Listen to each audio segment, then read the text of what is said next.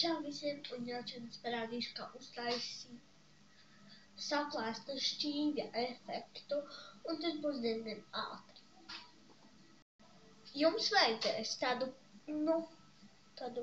padziļāku šķīvi, manā gadījumā tas ir kā kārs, tas ir brāļa šķīvis, es vienkārši viņu paņēmu, viņš man stāvēja tā.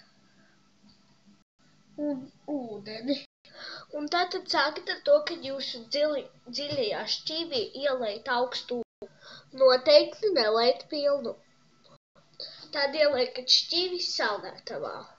Ja jums ir tāds leduskapis vai saldētava, kur tikai jāuzliek temperatūra, tad noteikti liekat par 10 grādiem mazāk nekā jūsu maksimums, jo tas patērē diezgan daudz elektrību.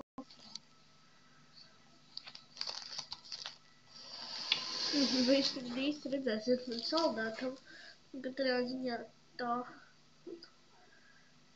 turpāk, es nezinu kā, tā, jā, tā apakšā ir mana saldētava.